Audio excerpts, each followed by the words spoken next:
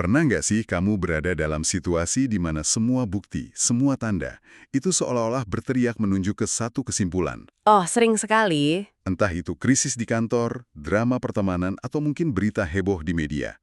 Tapi, ada sesuatu di dalam diri kamu yang bilang, tunggu dulu, kayaknya ada yang nggak beres. Betul.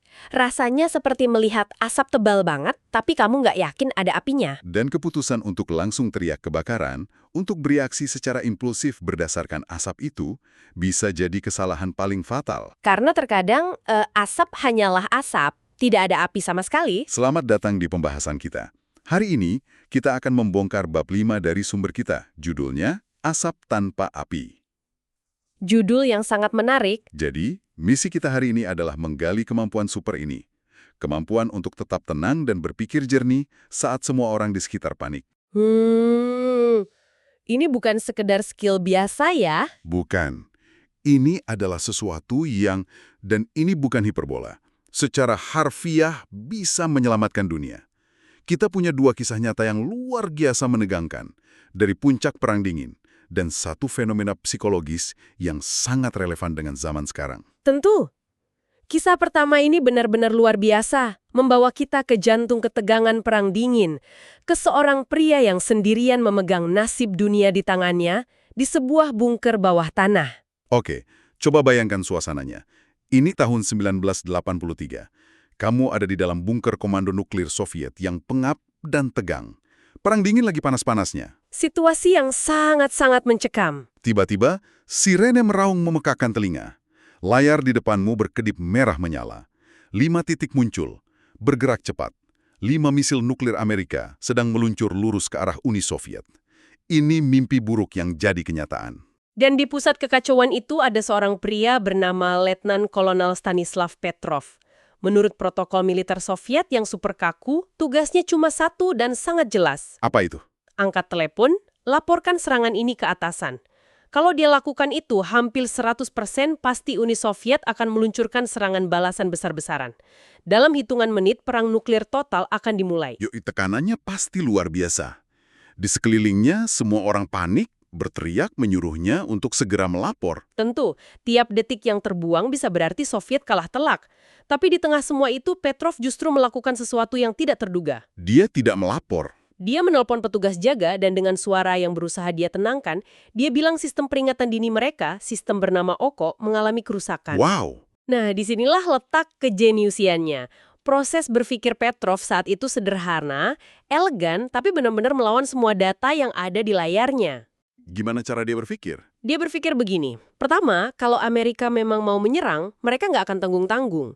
Mereka pasti akan meluncurkan ratusan, kalau bukan ribuan misil, untuk melumpuhkan Soviet dalam satu pukulan. Oke, masuk akal. Serangan dengan 5 misil itu nggak masuk akal secara strategis. Itu seperti mencoba merobohkan gedung pencakar langit dengan 5 batu kerikil, kan? Aneh. Tunggu dulu. Tapi bukankah itu pertaruhan yang luar biasa gila? Mengabaikan sistem peringatan dini senilai jutaan dolar hanya berdasarkan firasat atau logika strategis. Tepat. Saya bisa bayangkan rekan-rekannya menganggap dia sudah tidak waras. Mengabaikan protokol kan bisa dihukum berat. Dan mungkin dalam sejarah manusia. Tapi dia punya alasan kedua yang lebih kuat. Apa itu? Dia sadar bahwa tidak ada konfirmasi dari sumber lain. Radar darat mereka diam 1000 bahasa. Oke. Seluruh kiamat yang muncul di layar itu hanya datang dari satu sumber, sistem satelit OKO. Jadi, dia menimbang probabilitasnya. Mana yang lebih mungkin? Serangan nuklir yang aneh atau sistem komputer baru yang super canggih ini mengalami bug? Dia memilih yang kedua. Dia melihat asap yang paling menakutkan yang bisa dibayangkan, 5 misil nuklir. Tapi nalarnya yang dingin mengatakan tidak ada api. Dan ternyata? Dia benar. Dia benar. Investigasi setelahnya menemukan alarm itu dipicu oleh fenomena alam yang aneh. Sinar matahari kebetulan memantul dari awan di ketinggian dengan sudut tertentu. Dan satelit Soviet salah mengartikannya sebagai jejak peluncuran misil. Apa dramatis atau meyakinkan kelihatannya. Selalu cari konfirmasi kedua. Ini bagian yang paling bikin saya geleng-geleng kepala. Alih-alih dipuji sebagai pahlawan yang menyelamatkan peradaban manusia, Petrov justru ditegur keras oleh atasannya. Iya, ini ironis sekali. Alasannya? Karena dia gagal mengisi buku catatannya dengan benar selama krisis berlangsung. Cuma karena buku catatan. Iya. Dia bilang, saya pegang telepon di satu tangan, dan intercom di tangan yang lain, saya tidak punya tangan ketiga. Ini benar-benar ironi yang pahit. Tentu saja. Kenyataannya, militer Soviet malu setengah mati karena sistem peringatan dini mereka yang super canggih ternyata bisa dikelabuhi oleh awan. Jadi, mereka lebih memilih untuk menutupi insiden itu dan menyalahkan Petrov atas hal sepele. Kisah Petrov itu luar biasa. Dan yang lebih gila lagi, dia bukan satu-satunya. Ternyata ada momen lain yang sama berbahayanya. Kali ini terjadi di kedalaman samudra yang gelap. Betul. Kita mundur sedikit ke tahun 1962 selama krisis misil Kuba. Sebuah momen yang oleh sejarawan Arthur M. Schlesinger Jr. disebut sebagai momen paling berbahaya dalam sejarah manusia. Oke. Di kedalaman Samudra Atlantik, sebuah kapal selam Soviet, B-99, terjebak dan terputus total dari komando di Moskow. Di atas mereka, kapal-kapal perang Amerika sedang menjatuhkan depth charge. Semacam bom laut itu ya? Iya, tapi ini jenis yang tidak mematikan. Tujuannya untuk memaksa mereka naik ke permukaan. Masalahnya, bagi orang-orang di dalam tabung baja pengap itu, bom-bom itu sama sekali tidak terasa, tidak mematikan. Mereka pikir Perang Dunia Ketiga sudah pecah di atas sana. persis. Dan kapal selam ini punya rahasia. Sebuah torpedo nuklir T-5 berkekuatan 15 kiloton. Cukup untuk melenyapkan satu gugus tempur kapal induk. Dan Amerika tidak tahu soal itu? Sama sekali tidak tahu. Di dalam ruang komando yang panas dan sempit, Kapten Valentin Savitsky sudah di ambang batas. Dia berteriak, "Kita akan hantam mereka sekarang.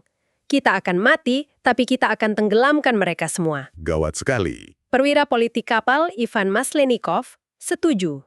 Menurut protokol, hanya butuh persetujuan mereka berdua untuk meluncurkan torpedo nuklir itu.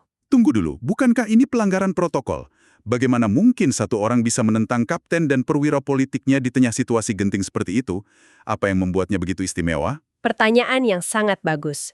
Dan jawabannya ada pada orang ketiga di ruangan itu. Vasily Arkhipov. Dia bukan perwira biasa. Oh ya. Secara kebetulan, dia adalah komandan flotila kapal selam tersebut. Dan pangkatnya setara dengan kapten, jadi dia punya hak veto. Arkhipov ini punya reputasi legendaris. Legendaris seperti apa? Setahun sebelumnya, dia berada di kapal selam nuklir K-19 saat reaktornya nyaris meledak. Dengan keberanian luar biasa, dia dan krunya masuk ke ruang reaktor yang penuh radiasi untuk memperbaiki sistem pendingin darurat, menyelamatkan kapal tapi dengan pengorbanan kesehatan yang besar. Wow, jadi orang-orang menghormatinya.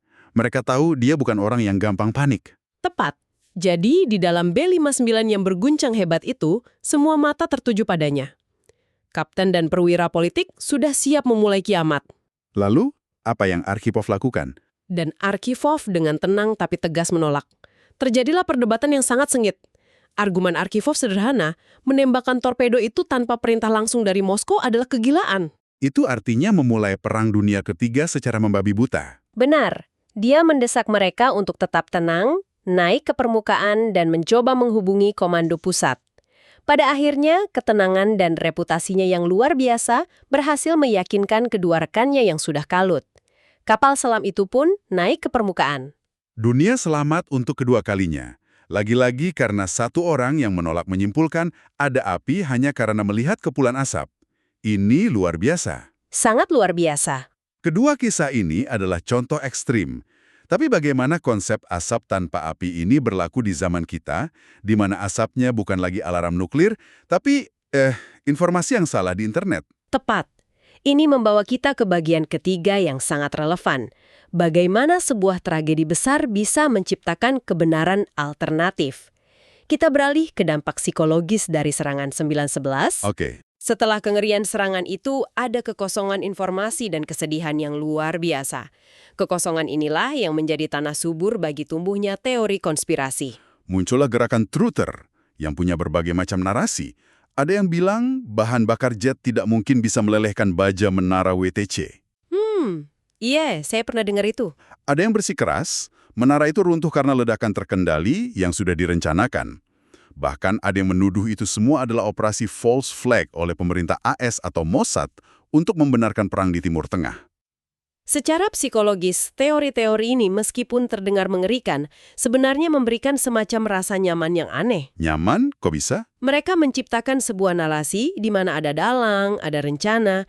Ini terasa lebih masuk akal bagi sebagian orang dibandingkan menerima kenyataan bahwa sebuah tindakan teror yang acak dan tak terpahami bisa menyebabkan kehancuran sebesar itu. Jadi invasi Irak tahun 2003 yang ternyata didasarkan pada klaim palsu tentang senjata pemusnah massal, itu seperti bensin yang menyiram api ketidakpercayaan ini ya. Persis. Kepercayaan publik anjlok, hal ini memperkuat apa yang disebut dalam buku sumber sebagai converse fallacy. Logikanya jadi terbalik. Terbalik bagaimana? Karena pemerintah terbukti berbohong tentang senjata di Irak, maka semua yang dikatakan pemerintah tentang 911 juga pasti bohong.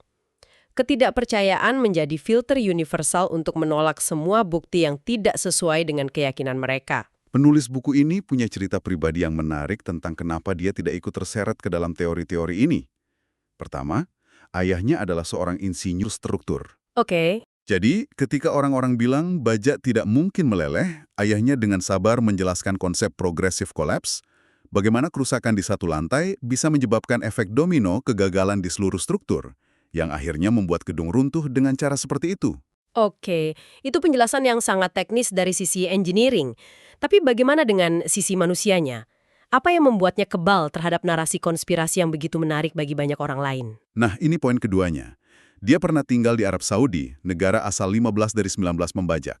Oh, menarik. Dia melihat dan merasakan langsung betapa dalamnya kebencian yang bisa ditimbulkan oleh fundamentalisme Wahabi.